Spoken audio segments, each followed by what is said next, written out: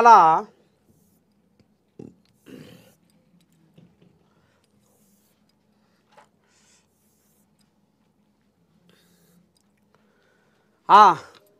నమస్తే తెలంగాణ వచ్చింది. అయితే ఇక్కడ రోడ్ ఎక్కిన పత్తి రైతు ఆహా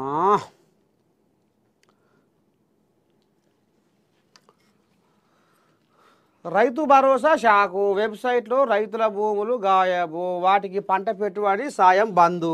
ఎందుకంటే ఈ కథ నడుస్తుంది. సరే, ఇప్పుడు వృక్షార్చన పోస్టర్ను విడుదల చేస్తున్న బీఆర్ఎస్ వర్కింగ్ ప్రెసిడెంట్ కేటీఆర్, మాజీ ఎంపీ సంతోష్ కుమార్. వారేవా కోల్యాగలు, ఒకటేమో ఒల్పడి కోల్యాగా, ఇంకోటేమో దాపడి కోల్యాగా, ఒకటి రామసక్కని కోల్యాగా, ఇంకోటి సూడసక్కని కోల్యాగా. ఇక ఈ కోల్యాగా సంతోష కోల్యాగా గ్రీన్ ఛాలెంజ్ అని పెట్టి మరి ఏదో జర వ్యవహారం చేస్తున్నాడు. సరే, అయితే ఇప్పుడు ఏమంటుండు, కేసీఆర్ పుట్టినరోజున వృక్షార్చన. 17 తారీఖు నాడట కేసీరావయ్యది పుట్టినరోజు, జన్మదినం. అయితే మరి ఏం చేయాలి అంటే ప్రతి ఒక్కరు 3 మొక్కలు నాటాలి. ఇవాళ తెర మీదకి ఎంత రామసక్కదనంగా వచ్చి సొక్కం పూస పలుకులు ముంగటేసుకుర్రో, ఇప్పుడు అసలైన జాతకం ఏందో నేను చెప్తా. ఇక పోతే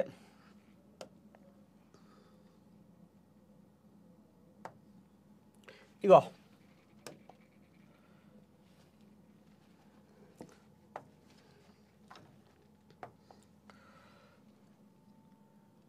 అయితే ఇప్పుడు ఏమంటుండు సంతోషరావు, ఏమంటుండు, 17 తారీఖు నాడు కేసీరావయ్య పుట్టినరోజు ఉన్నది, ప్రతి ఒక్కరు 3 మొక్కలు నాటాలి.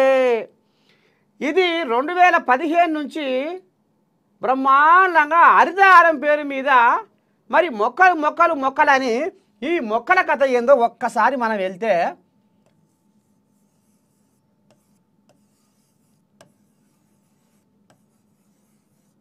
హరితహారం. ఇక పోతే మరి ఇది హరితహారము అనేది వాళ్ళు చెప్పుకొని తిరుగుతురు. ఇప్పుడు ఇంకో కొంతమంది ఏమంటారు అంటే ఇది కాసుల హారము. అర్థమవుతుందా? హరితహారము కాసుల హారంగా తయారైంది అనేది ఇప్పుడు మనం చెప్పుకోవాల్సిన ముచ్చట. మరి ఎట్లా అయిందయ్యా, ఎట్లా అయింది ఈ హరితహారము కాసుల హారంగా ఎట్లా అయింది అంటే ఇంకొంతమంది కూడా ఏం చెప్పుకొస్తున్నారు అంటే వృక్ష సంపద ఏమైంది, లక్షల సంపద అయింది. ఇది కథ, అసలైన కథ ఇది. హరితహారము కాసుల హారం అయింది, వృక్ష సంపద లక్షల సంపద అయింది. మరి ఇది ఎట్లయింది నర్సే తాత, ఏందో ఏం కథ అది కూడా జర వివరంగా చెప్పు అని అంటుర్రా. సరే, ఇప్పుడు హరితహారము పేరు మీద వృక్ష సంపదను పెంపొందించాలి, ఇంటికొక మొక్క నాటాలి, రోడ్ల పొంటి ఆడ ఈడ ఆఫీసులల్లా మొత్తం హరితహారాన్ని మోగియాలి అని 2015లో పెదమనిషి కేసీరావయ్య హరితహారం పథకాన్ని తీసుకొచ్చి 234 కోట్ల మొక్కలు నాటాలి అని జిమ్మెదారి పెట్టుకుర్రు, టార్గెట్ పెట్టుకుర్రు. ఇక మరి ఇంట్లో ఒక మొక్కకు 50 రూపాయల లొక్కున ఖర్చు, నెలకు మెయింటెనెన్స్ కింద 3000 రూపాయల ఖర్చు అవుతుంది. మొత్తం 234 కోట్ల మొక్కలు నాటాలి. తెలంగాణలో ఏ అయితే కోతులు ఇండ్ల మీద దాడులు చేస్తున్నాయో ఆ కోతులు మళ్ళా వాపసు పోవాలి అడవులకు అని ఈ రకంగా తీగ రాగాలు తీసిండు పెద్ద మనిషి కేసీరావు. మరి అయిందా? ఇప్పుడు కోతులు ఎక్కడుంటున్నాయి? కోతులు కోతులు వచ్చి ఇప్పుడు ఇండ్ల మీద దాడులు చేస్తున్నాయి. ఇక మరి ఈ హరితహారం పేరు మీద కాసులో హారంగా మార్చిరే తప్ప కాళేశ్వరం కంటే ఇంకా ఎక్కువ ఇళ్ళ స్కామ్ జరిగిందట. కాళేశ్వరమే 1,00,000 కోట్ల స్కామ్ జరిగిందంటే ఈ హరితహారము కాసుల హారంగా మారి అంతకంటే ఎక్కువ స్కామ్ జరిగింది. ఏడ మొక్కలు పెట్టిర్రు, ఏం ఉద్దార్గం చేసిర్రు, ఎక్కడ కోతులు వాపసు పోయినాయి? ఇగో గిసవంటి పలుకులు స్వయాన ఆనాడు వాళ్ళ పార్టీ లీడరే.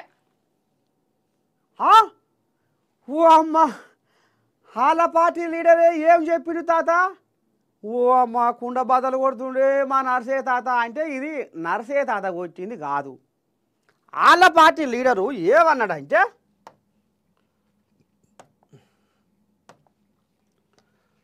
ఎవరాయనే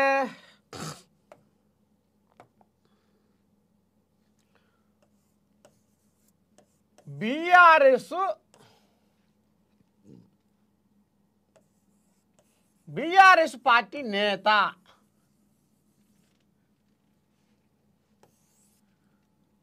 గుండమల్ల రాజేంద్ర కుమార్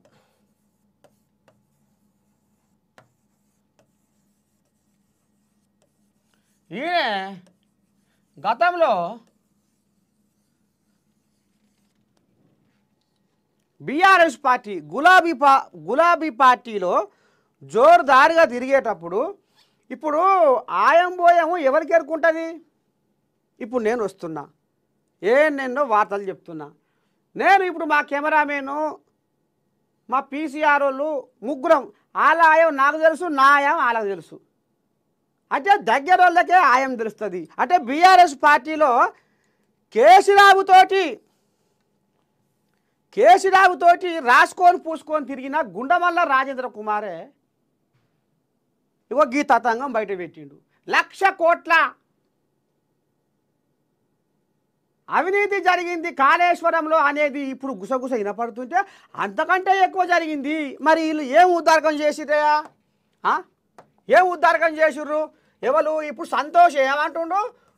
3 మొక్కలు నాటాలి ఫిబ్రవరి 17 తారీఖు 3 మొక్కలు నాటాలి. 3 మొక్కలు. అయితే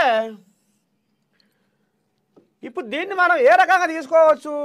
3 మొక్కలు నాటాలి అంటుండు సంతోషం. 3 మొక్కలు నడుస్తుంది. 3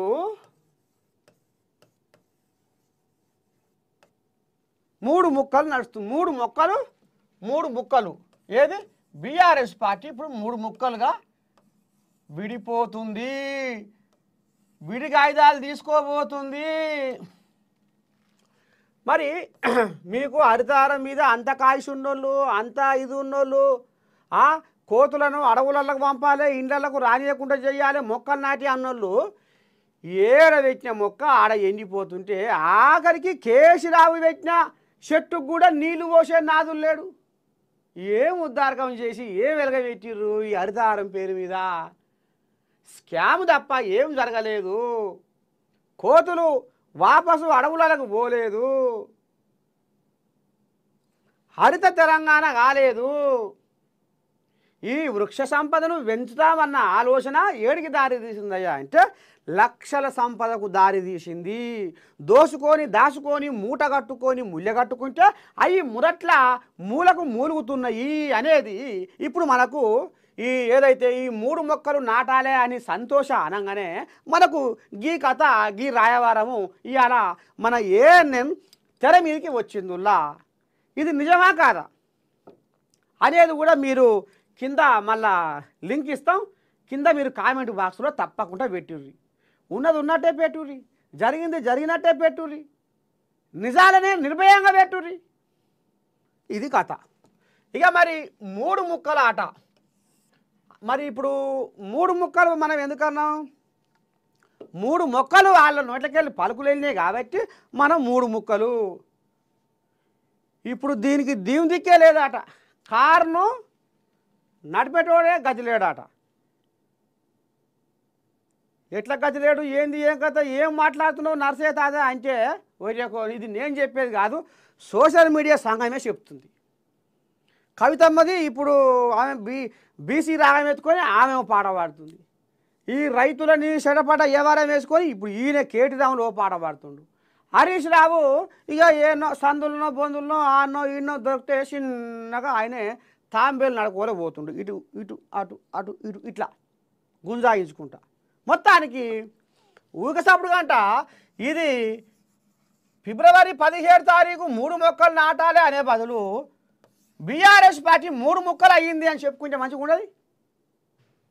అగో హరితహారం పేరు తీస్తే ఇగో గింత రాజ్యాంగం బయటకు వచ్చిందిలా.